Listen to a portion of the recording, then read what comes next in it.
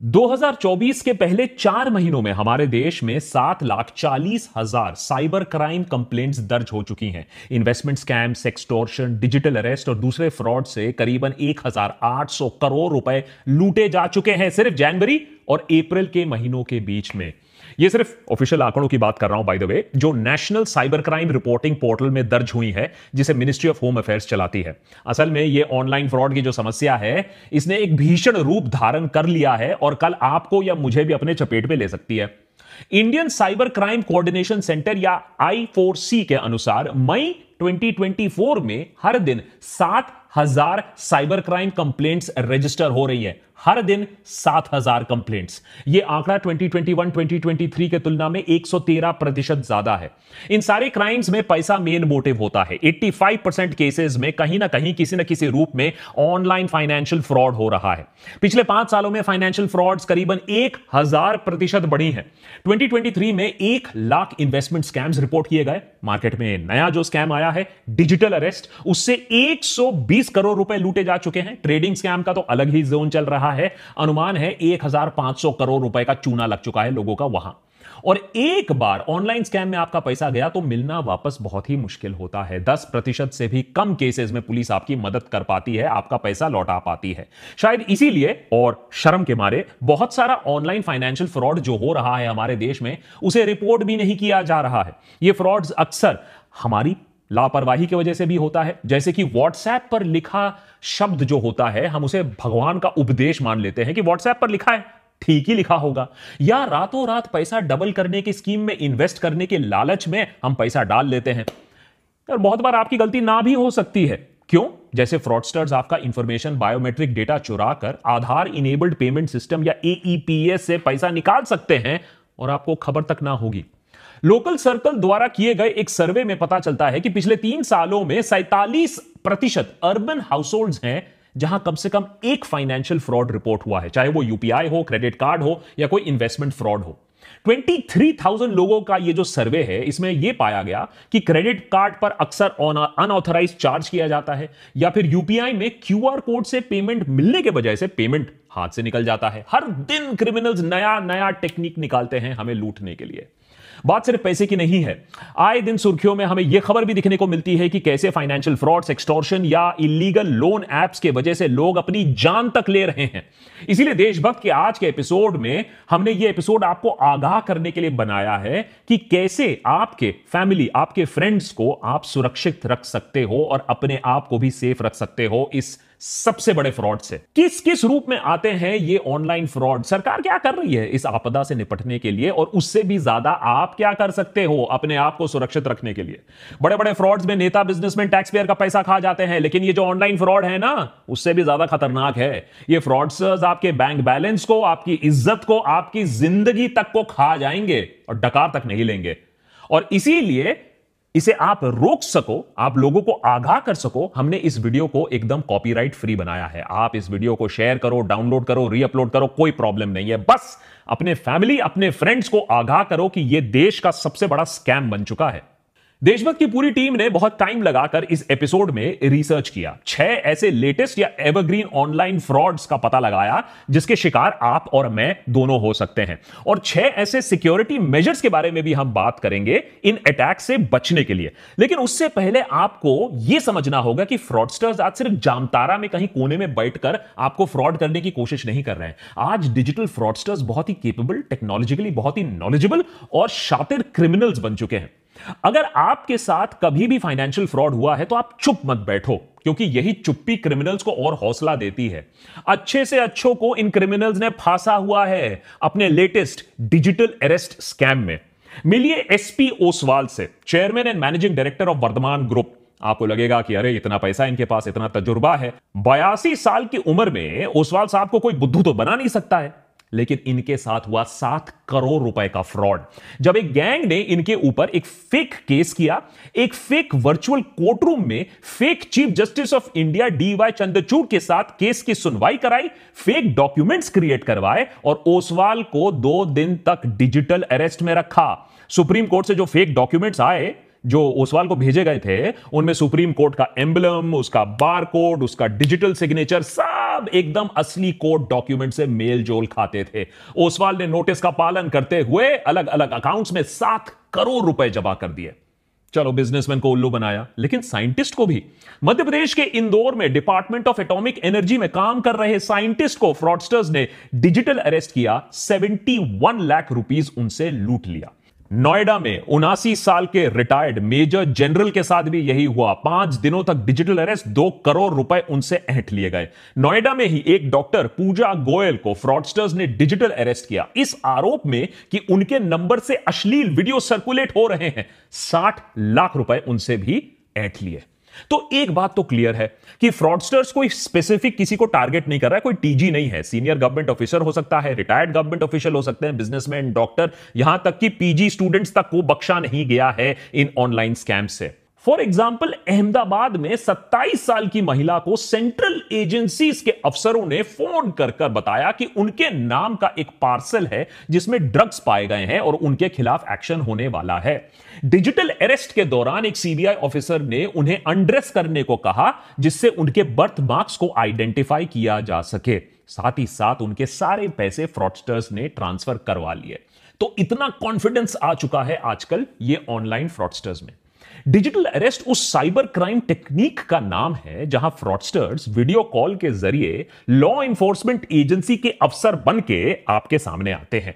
आपका क्राइम कुछ भी हो सकता है, लेकिन 2 बहुत कॉमन क्राइम्स आजकल हमें दिखने को मिलते हैं। आपके नाम का पार्सल, उसमें ड्रग्स मिला है, या फिर आपके नाम से रजिस्टर्ड मोबाइल फोन जिससे इलीगल काम हुआ है, फिरौती हुआ है, टेररिज्म हुआ है, या ऑब्सीन मटेरियल सर्कुलेट हुआ है आपके नंबर से जो आधार से लिंक्ड है। अगर विक्टिम इस बात को मान लेता है तो फेज 2 डिजिटल अरेस्ट, जहां आपको अपने घर में कैद कर दिया जाता है और आपको अपने डिवाइस के सामने होना होता है। आपके डिवाइस का कैमरा बंद नहीं किया जा सकता है। बेसिकली आइडिया फ्रॉडस्टर्स का यह है कि आपको इंटेरोगेट करेंगे और आप किसी से हेल्प नहीं ले सकते हो क्योंकि आपको कैमरा के सामने बैठना है। फाइनली वही होता है जो इन सारे केसेस में जनरली हमें देखने को मिलता है। सेटलमेंट की बात आती है और फिर आप एक मोटी रकम चुकाते हो अपनी जान बचाने के लिए, अपनी इज्जत बचाने के लिए। आजकल तो स्कैमस्टर्स पेमेंट क्रिप्टो करेंसी या गिफ्ट कार्ड में भी डिमांड करने लगे हैं, जिससे उन्हें ट्रैक करना और भी ज्यादा मुश्किल हो जाए। लेकिन ये सारे फ्रॉड्स नहीं होते अगर विक्टिम्स को एक छोटी सी चीज मालूम होती कि डिजिटल अरेस्ट नाम की कोई चीज है ही नहीं हमारे लीगल सिस्टम में। लेकिन शायद हमें पुलिस और लॉ इन्फोर्समेंट का इतना डर, इतना खौफ बैठा हुआ है कि हम डिजिटल अरेस्ट का नाम सुनकर ही सरेंडर कर देते हैं।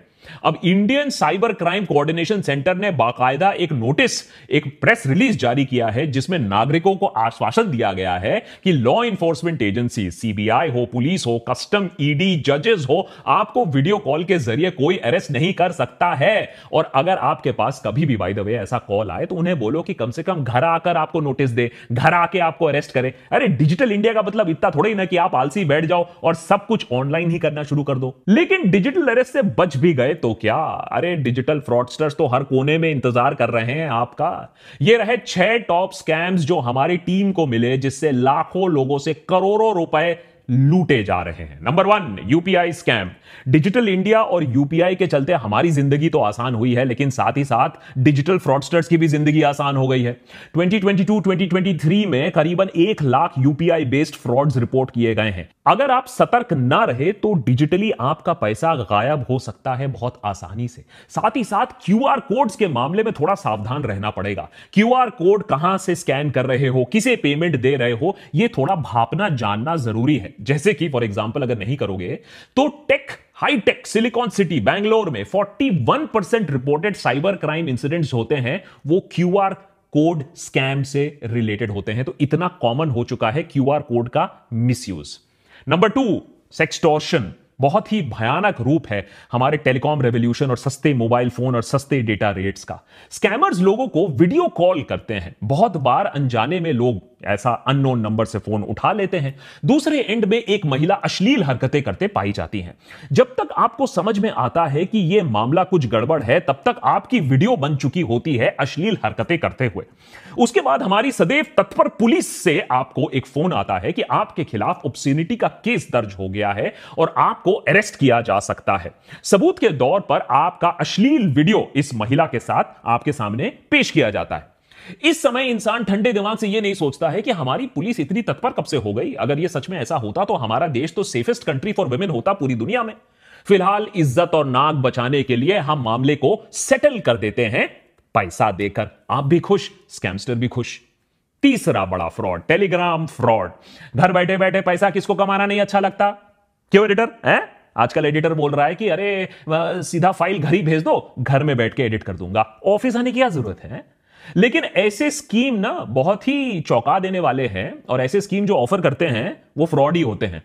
पहला होता है व्हाट्सएप पर आपको एक जॉब ऑफर आता है। उसके बाद टेलीग्राम ग्रुप में आपका नाम ऐड कर दिया जाता है, जहां आपको बिग बॉस की तरह अलग अलग टास्क दिए जाते हैं, जैसे सोशल मीडिया प्लेटफॉर्म्स पे जाओ, वीडियो को देखो, व्यूज बढ़ाओ, लाइक करो वीडियोस को।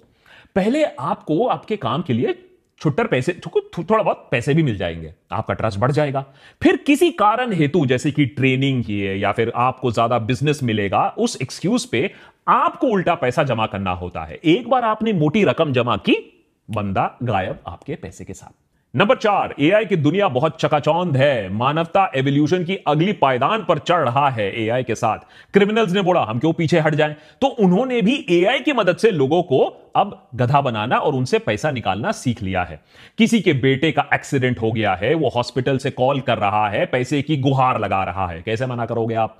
किसी की बेटी को पुलिस ने होटल के रूम से नग्न अवस्था में अरेस्ट कर लिया है, और अगर आपको बचाना है अपनी बेटी को तो सेटलमेंट के पैसे निकालो अभी के अभी। आपको उसकी आवाज तक सुनाई दे रही है फोन पर, पीछे मदद मांग रही है वो। अगर वो घर पर बैठकर टीवी ना देख रही होती तो आप बात मान भी लेते, आप पैसे दे भी देते।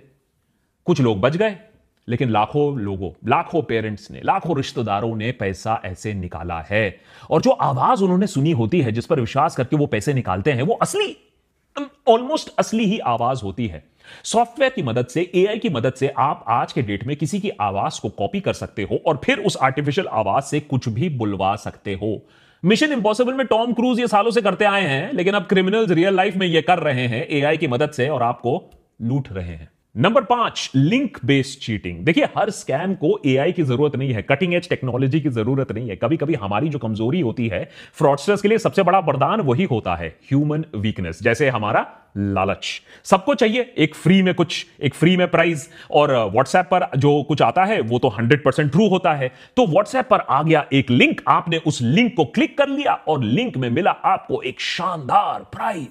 फ्री बस फ्री सुनकर आपकी तो लार टपक गई। अब ये फ्री प्राइस के लिए आपको थोड़े डिटेल्स भरने, आपका एड्रेस भरना है, आपका आईडी प्रूफ भरना है, और कभी कभी प्राइस इतना बड़ा हो सकता है कि उसके लिए आपको अपना सारा बैंक डिटेल भरना हो, थोड़ा टैक्स का पैसा देना हो, शिपिंग का फी भी भरना हो। ये सारा पैसा आपने दिया, प्राइस आपको कभी मिला नहीं, और पैसा जो था वो भी निकल गया। और अगर ज्यादा अनलकी हुए तो बैंक का पासवर्ड भी दे दिया, तो बैंक अकाउंट भी खाली। Number 6, OTP scam. सरकार ने स्कैम्स को रोकने के लिए और आपको बचाने के लिए 2FA बहुत जगह कंपलसरी कर दिया है। 2FA यानी 2 फैक्टर ऑथेंटिकेशन, यानी आपके फोन पर ओटीपी के बिना कुछ भी प्रोसेस नहीं होगा। अब फ्रॉडस्टर्स फिर से एक कदम आगे, ओटीपी के पीछे पड़ जाते हैं, उसे निकालकर आपके बैंक अकाउंट, डिजिटल वॉलेट्स और दूसरे सेंसिटिव इंफॉर्मेशन को एक्सेस करने की कोशिश करते हैं। इसीलिए वो आपको आपके फोन में बैंक अकाउंट रिप्रेजेंटेटिव बनकर आ जाते हैं, ई कॉमर्स साइट ऑपरेटर बनकर आ जाते हैं, अक्सर सरकारी अफसर बनकर आपको फोन कर देते हैं। अब आप ये नहीं सोचते हो कि सरकारी दफ्तर में अफसर ना मिला, लेकिन सरकारी अफसर आपको फोन पर आकर आपसे सारी इंफॉर्मेशन ले रहा है? आप भी दे देते हो, हाँ ठीक है सरकारी अफसर है, बिना सोचे समझे आपने ओटीपी दिया और आपके पैसों का हो गया स्वाहा। इन स्कैम से आपका कितना नुकसान हो सकता है, देश के नागरिकों का कितना नुकसान हो सकता है, आप सोच भी नहीं पाओगे। फॉर एग्जाम्पल मैं आपको बताता हूं, 2014 से लेकर 2023 के बीच में इंडियन बैंक्स में 65,000 फ्रॉड केसेस डिटेक्ट किए गए। 4.65 लाख करोड़, जी हां 4.65 लाख करोड़ का घपला हुआ करीबन 10 सालों में। आज बैंकिंग रेगुलेशंस और सॉलिड हो रही हैं तो ये स्कैम्स थोड़े कम हो रहे हैं, लेकिन उधर डिजिटल फ्रॉड्स और भी ज्यादा बड़े हो रहे हैं। तो सोचिए 5 लाख करोड़ तक हम बात कर रहे हैं, पोटेंशियल है ऐसे स्कैम्स का। तो सरकार इस सब मामले में क्या कर रही है? देखिए, गंभीरता तो है सरकार की तरफ से, ऐसी बात नहीं है, सरकार रिकॉग्नाइज कर रही है ये एक प्रॉब्लम है, लेकिन ग्राउंड पर एक्शन इतना नहीं है कि फ्रॉड्स कम हो जाए या फ्रॉडस्टर्स के दिलों में कोई खौफ हो। सरकार ने एक ऑनलाइन सस्पेक्ट रजिस्ट्री लॉन्च की है जिसमें 12 लाख साइबर क्रिमिनल्स का डेटा स्टोर्ड है। इस रजिस्ट्री को states, union territory, central investigating agencies, intelligence agencies इस्तेमाल कर सकती हैं साइबर क्राइम को कंट्रोल करने के लिए। उधर national cyber crime reporting portal NCRP के जरिए साइबर क्राइम रिपोर्टिंग और रेजोल्यूशन को बेहतर बनाने की कोशिश की गई है। एनसीआरपी को अभी हर दिन 67,000 कॉल्स आती हैं साइबर क्राइम रिलेटेड क्वेश्चन से। तो सोचिए, लोगों में भी इतना डर है अभी कि इस हेल्पलाइन में लोग फोन करके पता लगा रहे हैं कि उनके साथ भी फ्रॉड हुआ है या नहीं।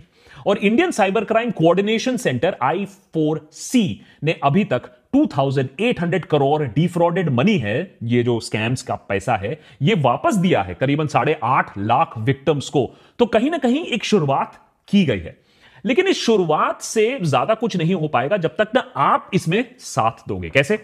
सबसे पहले तो आप एक काम करो, अगर आपके साथ कभी भी साइबर क्राइम हुआ है तो आप इमीडिएटली इसे रिपोर्ट करो। www.cybercrime.gov.in ये एक ऑफिशियल पोर्टल है जहां आप इसको रिपोर्ट कर सकते हो। सरकार आपकी मदद कर सकती है। आप 1930 पर फोन कर सकते हो, नेशनल साइबर क्राइम हेल्पलाइन है।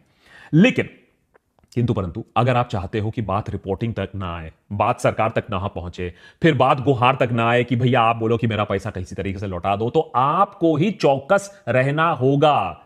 हाल ही में एक खबर वायरल होती है। मुंबई में एक ऑटो में एक पुलिस ऑफिसर घुस आता है सडनली और एक महिला से 50,000 रुपए की मांग करता है। महिला का गुनाह क्या है कि वो ऑटो में बैठकर वेप कर रही थी। देखिए, स्मोकिंग वेपिंग तो वैसे में अच्छी बात नहीं है, लेकिन सवाल यह है कि यह बिना यूनिफॉर्म का ऑफिसर कौन है, 50,000 का डिमांड क्यों कर रहा है।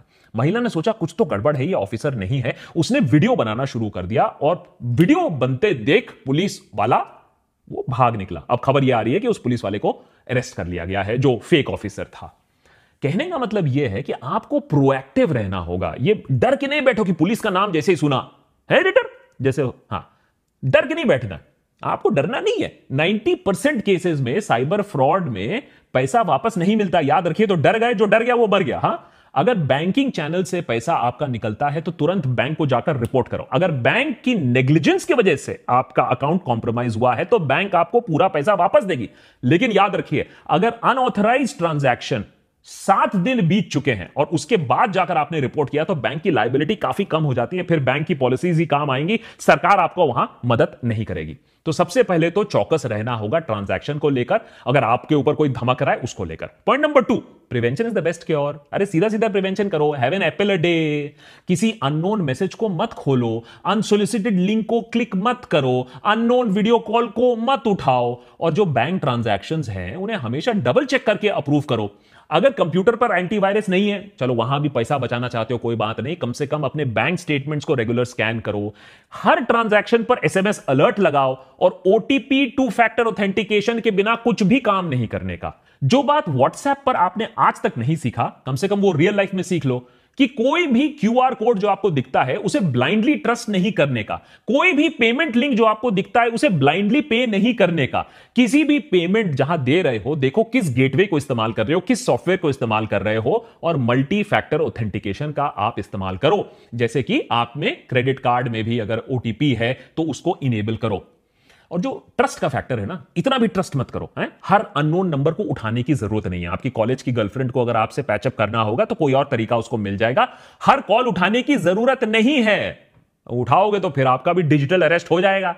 और अगर पार्सल में ड्रग्स निकले तो इमीडिएटली फोन काटो और जिस कंपनी से वो फोन आया था ड्रग वाला, उस पार्सल कंपनी को खुद फोन करो और पता लगाओ कि कहां भैया तुम्हारा थाईलैंड में ड्रग पकड़ा गया है। सरकार इतने सालों से हर चीज के लिए आधार मांगती आई है। बर्थ से लेकर डेथ सर्टिफिकेट के लिए, बैंक अकाउंट खोलने से टॉयलेट जाने के लिए आधार की जरूरत होती थी। लेकिन अब नया फॉर्मूला यह है कि आपको अपना आधार नहीं दिखाना है। जी हां, पहले दिखाना था, अब आपको नहीं दिखाना है, क्योंकि आपका आधार नंबर से ही आपके ऊपर फ्रॉड हो सकता है। तो जितना अपना डेटा प्रोटेक्ट कर सको उतना डेटा प्रोटेक्ट करके रखो। और जितना अपना पर्सनल इंफॉर्मेशन है, अपना फैमिली इंफॉर्मेशन है, हर चीज इंस्टाग्राम पे डालने की जरूरत नहीं है। थोड़ा सा अपने जो प्राइवेट इंफॉर्मेशन है उसे कंट्रोल में रखो, क्योंकि फ्रॉडस्टर्स ये भी देख रहे हैं कि आपका बेटा कब बाहर जा रहा है, कब छुट्टी पे जा रहा है, और फिर आपके पास आएगा पुलिस से फोन। नंबर 4, थोड़ा सा अवेयर होने की जरूरत है। मुश्किल है लेकिन अगर बिग बॉस के घर में क्या हो रहा है ये आपको खबर है, तो टेक्नोलॉजी की दुनिया में भी क्या हो रहा है उसी खबर आपको रखनी पड़ेगी। प्रॉब्लम यह है कि हर दिन फ्रॉडस्टर्स नए नए तरीके खोज रहे हैं।